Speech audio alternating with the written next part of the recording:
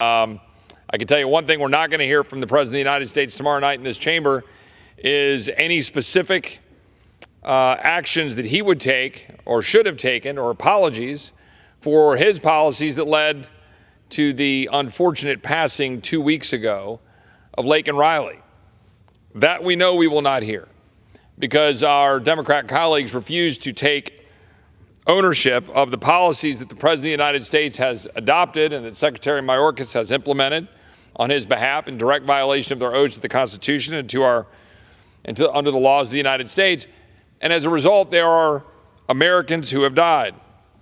We know that the President of the United States is not going to take ownership over the high inflation that are decimating families, the regulatory state that they put in place that have made the automobiles that the American people need to drive too expensive, allowing EVs pile up on the lots of dealers while we put mandates in place, the extent to which we have now been banning liquefied natural gas exports by shutting down the ability to get them out of terminals, which is making us more beholden to the special interests and the corporate cronyism that was all funded by subsidies under the Inflation Reduction Act, all policies led by the radical progressive Democrats that have complete control of the Democrat Party and that are the puppet masters pulling the strings to which the President of the United States dances. Tomorrow, he won't talk about those things. He'll give a lot of excuses, hiding behind Senate bills and things that allegedly the House of Representatives is not doing. But I think it's really important today. I need to say something that as a Texan, today is Alamo Day, the day that marks the end of the 13 days of the besiegement and fighting and the final sacrifice of almost 200 brave men in the name of freedom in the Alamo. Now, I'm proud to represent San Antonio. The Alamo means a lot to those of us in Central Texas, and particularly in and around San Antonio. But I think it's really important to note what that meant. I asked a year ago today when I spoke on this issue, or on this commemoration, I should say, what did they declare independence for? What did Travis and the rest of the Alamo, the men at the Alamo, sacrifice for? A federal government that opens our borders to cartels? A group of Republicans who campaign on securing the border, but yet run away in abject surrender, refusing to actually do it? That's the question before us right now. That is the question I asked a year ago. I might remind everybody the letter from William Barrett Travis, commander at the Alamo, February 24th, 1836. Fellow citizens and compatriots, I am besieged by 1,000 or more of the Mexicans under Santa Anna. I have sustained a continual bombardment and cannonade for 24 hours and have not lost a man. The enemy has demanded a surrender at discretion. Otherwise, the garrison are to be put to the sword. If the fort is taken, I have answered the demand with a cannon shot, and our flag still waves proudly from the walls. I shall never surrender or retreat. Then I call on you in the name of liberty, of patriotism, and everything dear to the American character to come to our aid with all dispatch. The enemy is receiving reinforcements daily and will no doubt increase to 3,000 or 4,000 in 4 or 5 days. If this call is neglected, I am determined to sustain myself as long as possible and die like a soldier who never forgets what is due to his own honor and that of his country. Victory or death. William Barrett Travis, Lieutenant Colonel, Commandant. Now that was nearly 200 men standing on the wall at the Alamo, knowing almost certain death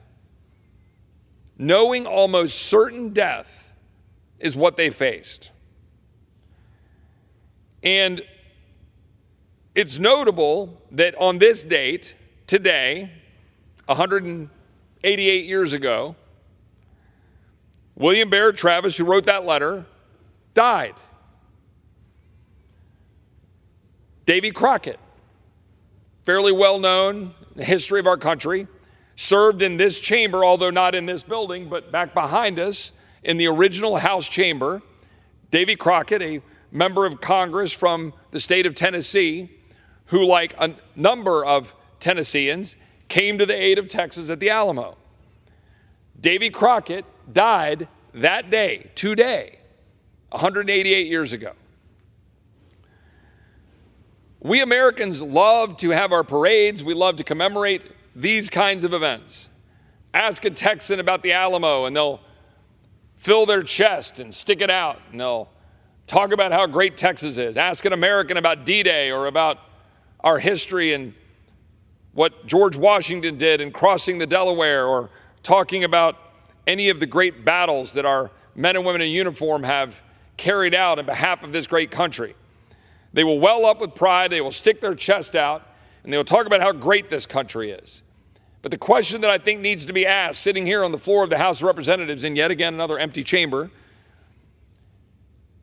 what are we willing to do? What are we willing to do? What are the people of this body willing to do? What are my colleagues on both sides of the aisle willing to do in the face of the massive assault on our country that we're experiencing as we speak? What are we actually willing to do? Because I've heard lots of speeches, even tonight, speeches about how much our debt is piling up around us and how we need to cut spending. Every single member of this body, but particularly my Republican colleagues, talk about the debt, $34.4 trillion. Well, tomorrow it's going to be $34.5 trillion. Right? We're racking up $1 trillion of debt every 100 days. And yet, we give lip service to it. So again, I go back to this point about these men standing on the wall at the Alamo, facing certain death if these reinforcements don't get there, and they probably knew full well that they weren't going to get them, and yet willing to stand there and die. For what? To be enslaved to $34.4 trillion of debt? To be told that you can't get the automobile of your choice? To be told that there's going to be a kill switch that will cut your car off if your eyes dart a certain way? To be told that you must accept untold numbers of illegal aliens coming into your country, getting free services, free education, free health care while bankrupting your country? Is that what those men died for? Did those men die for criminals to be let out on the streets? Did they die so that one of these men's great-great-granddaughter could get murdered as a student in Georgia? Or, for example, in Texas, a young woman that was found dead in a bathtub, cheerleader. Her mom wanted to go see her and expect to go see her at a cheerleading event, comes home and she's dead in the bathtub. Is that what these men sacrifice for? Is that what they put it all on the line for? When we all talk about the men that sat in the foxholes at Bastogne, freezing at Christmas so that we could live in this country, did they fight for those things? And I got to be really blunt here. Did they fight so that Republicans could campaign on cutting spending and today, on the floor of this chamber, vote to pass a bill that without question, undebatably, unquestionably, increases spending significantly in the form of tens of billions of dollars over that of Nancy Pelosi's omnibus spending bill, despite the fact that we had bipartisan spending caps put in place last year, passed in this chamber with majorities of both Republicans and Democrats and the Senate, and signed by the President of the United States. We ignored those caps, we spent more than those caps, and then had the audacity to try to claim to the American people publicly that we cut spending. This is what the American people are sick of. Now, let me be perfectly clear standing here. My colleagues on the other side of the aisle are, in fact, radical progressive Democrats, period. They are pushing policies, along with the President of the United States, that is flooding this country with people from all over the world into Texas, into Arizona, into California, stacking our schools, stacking our jails, overwhelming our system, giving out benefits, paying money, all so that people like Mark Elias can challenge in court to stop Arizona having a law to say that only citizens can vote. Now, why might that be? It's purposeful. It is happening every second, even as we pile up debt around our ears to the tune of $34.4 trillion and counting. $1 trillion of interest in 2026. More interest than our defense this year. It's astounding. And my colleagues on this side of the aisle and that side of the aisle will hide behind either, for my radical progressive Democratic colleagues, they will hide behind taxes. They will say, oh, we've had too many tax cuts, even though 2 years ago we had more revenue to the Treasury than we've ever had. My colleagues on this side of the aisle will hide behind mandatory spending. They will say, no, scratch their beard, right? Beard stroking. And they look at you and they say, oh, but Chip, you're getting hung up on 17% of the budget. Can't you do math? Really? Like they look at you like somehow you're insane because you're focused on the discretionary budget sitting in front of you, that you think maybe, just maybe, we should take the discretionary budget that we have total control of every year and demonstrate an ounce of actual responsibility and fiscal sanity by saying maybe, just maybe, we shouldn't give $12.5 billion to the United Nations. Let me just throw that out there. $12.5 billion to the United Nations to undermine our country, to work with NGOs to move people into the United States purposely. That's what the United Nations is doing. To work with Hamas to attack Israel. We funded it. We did that. And they want to say, oh, well, who cares about that? Well, what about the $12.7 billion in earmarks that we passed today on the floor of the House, filled with all sorts of pet projects so our colleagues can go back home and say, look what I brought home to you? Why do I pick those two numbers? Why do I pick those two things? $12.5 billion to the United Nations, $12.7 billion in earmarks passed here, massive numbers to both Democrats and Republicans. Because you know how much Texas has had to spend over the last 3 years to secure the border of the United States in Texas, the job of the federal government? $12.5 billion. Do you know how much Texas has been paid back? Not a red cent.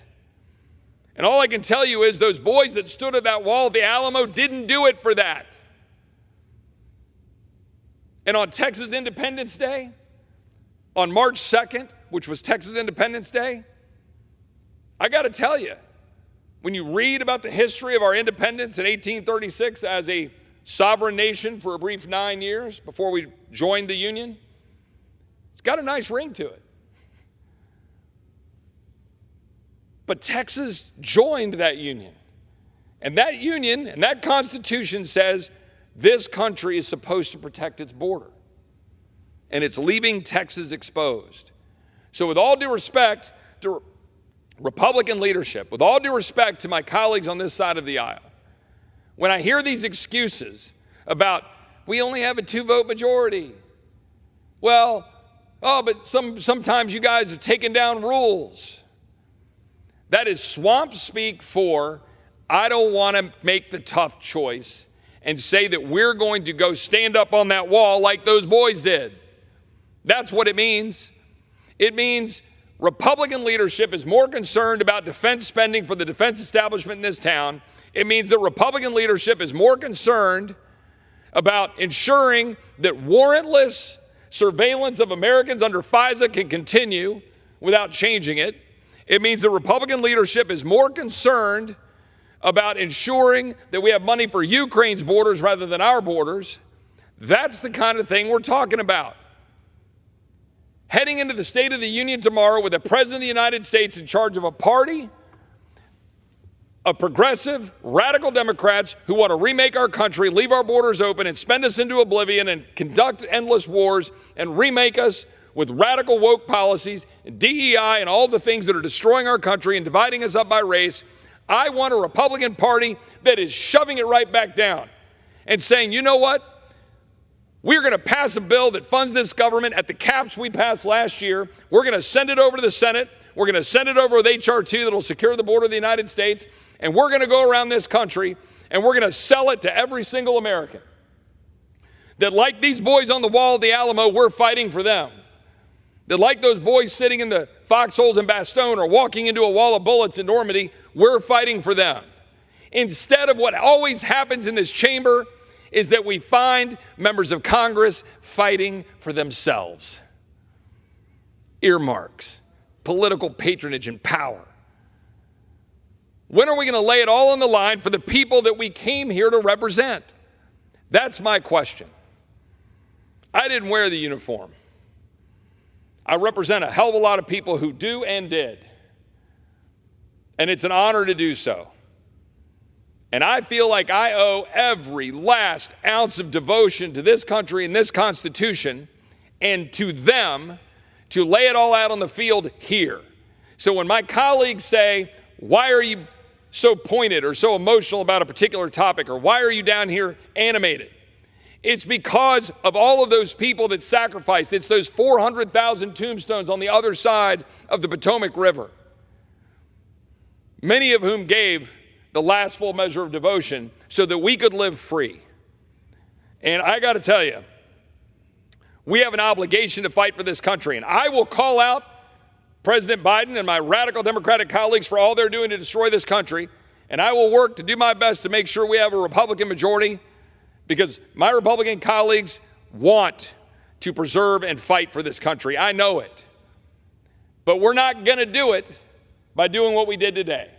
We're not going to do it by continuing to spend money we don't have, bankrupting our kids, not securing our border, not getting the policies in place that we said we would fight for, and cowering in the corner under accusations of potential shutdown of government. Can you imagine? The boys standing on the walls of the Alamo, it's like, oh my gosh, you know what they're going to do? They're going to tweet something mean about you and say, oh my gosh, you're going to shut down the government. These guys are saying they're going to respond with a cannon shot, with an army of 1,000 coming at them in San Antonio. Or all those boys jumping out in the stormy waters in Normandy, going up cliffs, climbing and scaling the cliffs, so that your prize at that point is to try to march to Berlin. Again, I did not wear the uniform. I have many colleagues who did. One of the colleagues and one of the men for whom I have such enormous respect for his service to this country and his service as a member of Congress, but in particular wearing the uniform of our United States military, is my friend from Pennsylvania, Scott Perry, and I would yield to him. Well, I thank my good friend from Texas, and I had the honor to visit the Alamo just about a month ago when I went to the border. Again, went to the border, and I wonder about William Barrett Travis. And I got to tell you, when you're standing there, where you're reading that, and you know that you're standing on the ground where giants stood, where things in the world meant something and were worth fighting for. It's invigorating and it's inspiring to you to do your part. But I wonder, would William Barrett Travis and the folks that lost their lives, the guys that lost their lives defending America at the Alamo, and Davy Crockett, would they do it for $20 million for a state route in Alabama? How about a $4.1 million for a bike path in San Diego, or $6.4 million for a greenway trail in Chattanooga, or $1 million for an electric vehicle car share for public housing residents, or for $5 million for a Newport, Rhode Island walking path? And I'm sure that all those are very important things to the people that live in those communities. I believe that. The question is, why is the federal government paying for them when the federal government doesn't have any money? In December to January, we went over $34 trillion, and by May we'll be at $35 trillion. Did the folks at the Alamo, including William Barrett Travis, risk his life and ultimately give his life to watch his country be swallowed up in debt? And to that end, I mean, the invasion coming from south of the border, we didn't stop in this bill that was just passed using taxpayer dollars to represent illegal aliens to get their attorneys, to get attorneys for them. They've come illegally, and the people that gave their lives at the Alamo, I guess we would have asked them, hey, you don't mind paying with your life so that we can represent the people that are attacking you right now. You wouldn't mind that, would you? I bet they would mind. I mean, I got to tell you, my good friend from Texas talked about the folks at Bastogne. Yeah. And I served in the 28th Infantry Division who held Bastogne, under-equipped, undermanned, surrounded by the Germans, taking the losses, taking the unbelievable losses, being told, hold the line. You stay here and you hold the Germans off until Patton gets here. Everybody remembers Patton came and saved the Bulge and all that stuff. Nobody cares about all those guys in the 28th Division that lost their lives fighting for the ideal of the greatest country on the planet. The greatest country on the planet where we just agreed to fund firearm registries so that we can take rights away from Americans, where we agreed to fund vaccine mandates at the Veterans Administration. I don't think they fought for that. I don't think they fought so that we could have another report about China buying up farmland and sensitive land around military installations. We didn't stop them from doing it, but we're sure going to have a report, so that's awesome. How about this? They fought, lost their lives so that we can continue to fund the Wuhan Institute of Virology. Yep. And we also continue to fund sanctuary cities. It is breathtaking to me what's happening in this chamber. The individuals that founded this nation, that pledged their lives, their fortunes, and their sacred honor, they meant it. They knew how serious it was. Pledged their lives. Mr. Roy from Texas, pledged their lives. And we can't even honor their sacrifice. We can't even honor their sacrifice by saying, we're going to hold the line here. We're going to hold the line here and do what we said we were going to do last May. Right, like literally a year ago. Yeah. And I just might add, on this chart, the gentleman refers to House Republicans last year, when we were trying to restore regular order, and conservatives were working hard to do that, and conservatives voted for a debt ceiling increase, even though we said we wouldn't and we shouldn't, we did. We voted for appropriations bills, even though the caps were not honored. We did. And we got colleagues who were saying that we wouldn't work with them when we did everything we knew how to do. And by the way, by passing 7 appropriations bills, moving 7 over to the Senate, 10 down to the floor, we were able to enact policies to fight the radical Biden regime, right? We defunded sanctuary cities refusing to report criminal illegals. We did that. This bill doesn't. We prohibited the Department of Justice from giving lawyers to illegals, like you just mentioned. We did that. This bill doesn't. We prohibited the Department of Justice from fast-tracking asylum. We did that. This bill doesn't. We defunded Biden's electric vehicle mandate, anti-power plant rules, and climate executive orders that are killing our economy. We did that. This bill doesn't. We defunded ATF's pistol race ban to save and protect Second Amendment rights. This bill doesn't. Broadly defunded critical race theory and DEI executive orders. This bill doesn't. We prohibited the FBI from using old construction funds for a new headquarters here. This bill doesn't. Prohibited the Department of Justice from censoring lawful speech. Required the Department of Justice to create a better process for politically sensitive investigations. Defunded DOJ staff refusing to comply with subpoenas. More and more, we defunded the COVID vaccine mandates. We ended Biden's WOTUS rule. We prohibited pride flags from flying over federal buildings. We prohibited funds for the Wuhan lab. We did all of these things. This bill did none of those. And yet, busted the caps.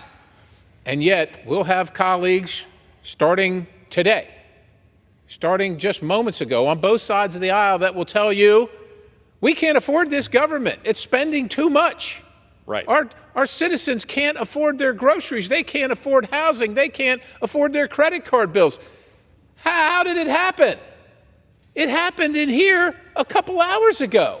It happened right here when all but 83 Republicans voted for it. I think 132 Republicans voted for it.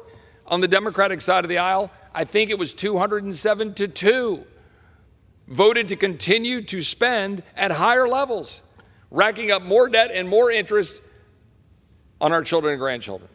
Did Davy Crockett and William Barrett Travis not that they had them back then, but if they had, did they lose their lives so that a federal government could tell them, you must buy this car, you cannot buy this gas stove. You will power your home this way, or maybe you won't power it at all because we're going to shut off the generation that America invented, right? Is that what they died for? These people and the battling bastards of Bastogne died because they wanted us to be free. They wanted the privilege and the honor to run their own lives, to make decisions for themselves.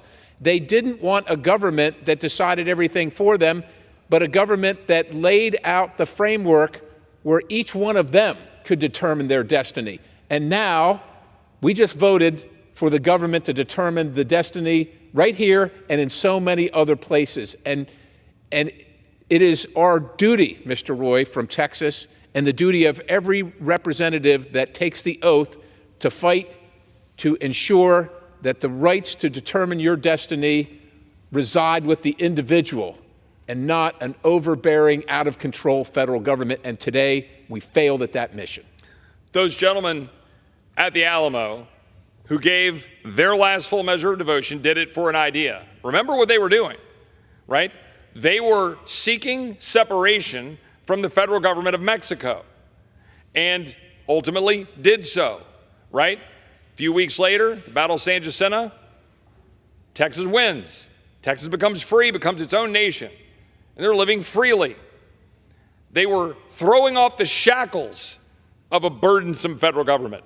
By the way, far less burdensome than this one, and then joined a union, the United States of America, under the idea that we would be amenable, America would be amenable to Texas joining the union to be free, right? To live free in a Republican form of government, in a federalist system, where the people of Texas could live free under a limited government of enumerated powers that wasn't indebting its children and grandchildren into oblivion. But that's what we just did.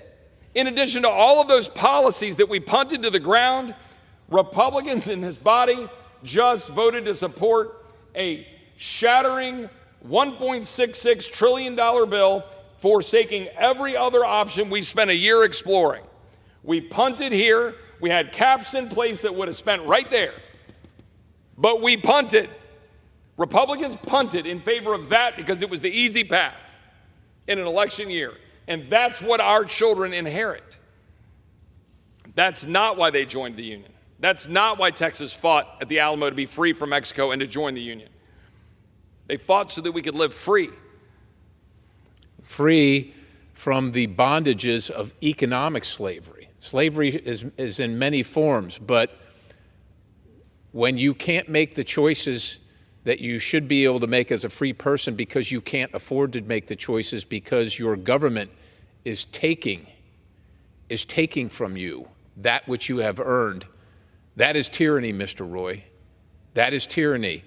And with all due respect to my many colleagues on both sides of the aisle, we have one set of members that are seeking the fundamental transformation of America, which used to look like a free country, and we have another side that is doing nothing to stop it.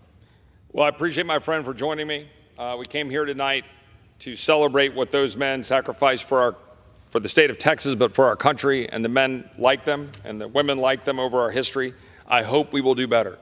We owe it to the American people to do better. And with that, I yield back.